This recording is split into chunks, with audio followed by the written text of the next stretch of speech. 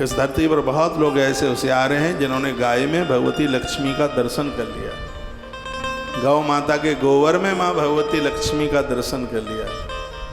आप इसको एक मुट्ठी दाना खिला के तो देखो, आप इसको लाड़ दुलार करके तो देखो, इसकी परिक्रमा करके तो देखो, इसके गौ का दान करके तो देखो, कभी इसे स्पर्श होके देखो, इसके बीच में, इसके बच्चों के बीच में कितना आनंद आता है।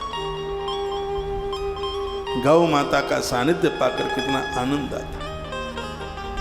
धरती के देवता हैं ब्राह्मण। एक कथा आती है राजा मुचकुंद की, भागवत जी में कथा आती है। भगवान कृष्ण उसके पास पहुंचेगा, वरदान मांगो। तो उसने कहा मैं क्षत्रिय बन करके तो बहुत जी लिया हूँ, मन भर गया है, बस अब आप कृपा कर दो कि अगले जन्म में मैं ब्राह्मण बन जाऊँ। भगवान ने कहा ऐसा ही होगा। तो अगले जन्म, वो सत्यनारायण भगवान की कथा में आती है ना कथा, सदानंद, ये वही मुचकुंद जी महाराज सदानंद ब्राह्मण आकर के बने थे।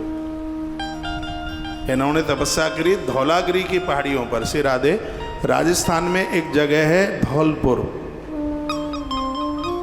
मुचकुंद जी महाराज की तपोभूमि रही है। भगवान श्री कृष्ण मथुरा छोड़ करके वहीं तो गए थे भागते हुए, तो गुफा में सो रहे थे श्री मुचकुंद जी महाराज।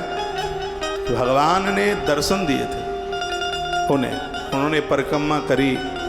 आज भी वो स्थान बड़ा दिव्य है। जब बच्चों की शादी शुदियाँ होती हैं तो जो मोहर की जो कलंगी होती है, इस जगह को वरदान मिला है, उसको वहीं विसर्जित किया जाता है। बिल्कुल ऑन वे है, ग्वालियर वाली सड़क पर आप चलेंगे, दाहिने हाथ पर रास्ता जाता है श्री मुचकुंद जी महाराज की गुफा।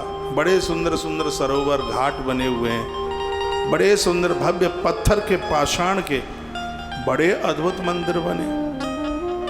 लक्खी मेला लगता है भादों के महीने में, देव छठ के समय पर बड़ा मेला भरता है। कभी आप उधर जाएं, यह देश तीर्थों से भरा हुआ है, उसमें भी एक मुचकुंद तीर्थ है, बड़ा अद्भुत है, मन गदगद होता है। राधा कृष्ण के बड़े अद्भुत वहाँ मंदिर बने हुए हैं, बहुत दिव्य स्थान है। उधर के लोग तो मुझे सुन रहे होंगे, आप तो जानते ही हैं, मैं पूरे देश भर को बता रहा हूँ। कभी आप इधर ग्वालियर के रास्ते जाएं, आगे निकलें तो आगरा से किलोमीटर कितना होगा, 50-60 किलोमीटर होगा। पहले इसको धौलागिरी कहते थे, आज इसको धौलपुर कहते हैं। वहीं पहले जंगल था, घोर वन था, पेड़ था। तो यहाँ पर श्री मुचकुंद जी महाराज ने तप किया। भगवान श्री कृष्ण ने उन्हें दर्शन दिए थे। भगवान ने कहा था क्या चाहते हो? तो कहा हम ये चाहते हैं कि राजा तो बन के बहुत देख लिए, बस इतनी कृपा कर दो कि अगली बार हमें ब्राह्मण बना देना, सो मैं ग्रंथ पढ़ता रहूं, पढ़ाता रहूं, सुनाता रहूं, धर्म का प्रचार करता रहूं, और यह आप कृपा कर दीजिए। भगवान ने कहा एवं मस्तु। वही सदानंद आकर के बने। ये स्कंद पुराण में भी आती है कथा, भागवत में भी है। बाद में वो मुचकुंद जी महाराज श्री बद्रीनाथ क्षेत्र में चले गए थे, वहाँ उन्होंने बड़ा तप किया। स्वयं भगवान लेने को आए थे मुचकुंद जी को।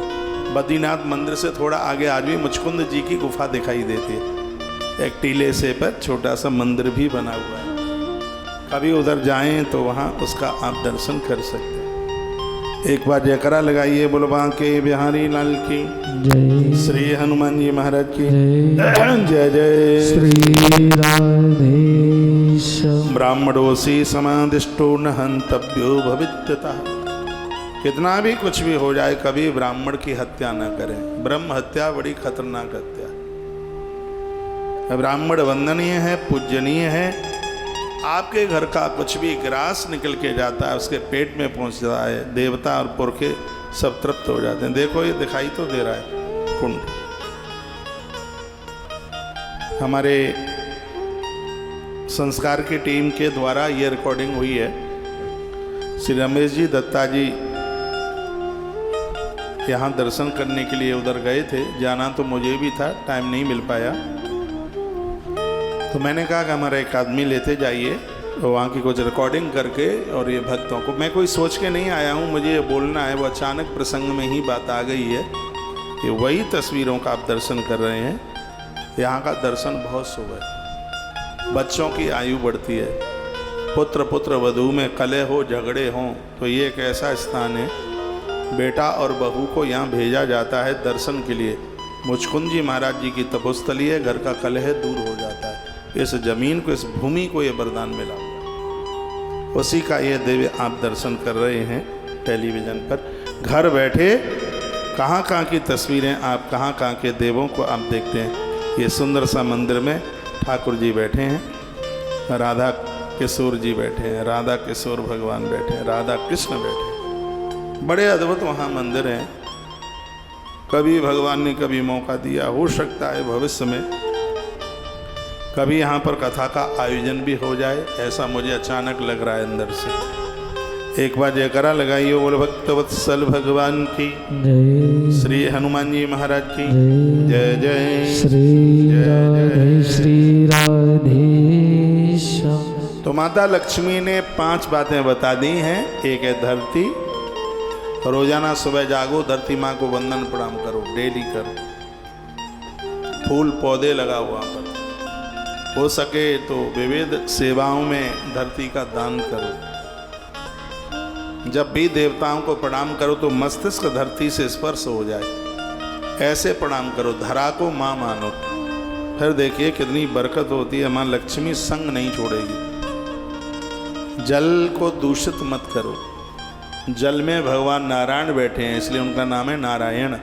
नार माने जल, अयन माने निवास। जिस जल में नारायण का निवास है, ईश्वर का निवास है, इसलिए उनको नारायण कहते हैं। तीसरी बात अग्नि की बताई।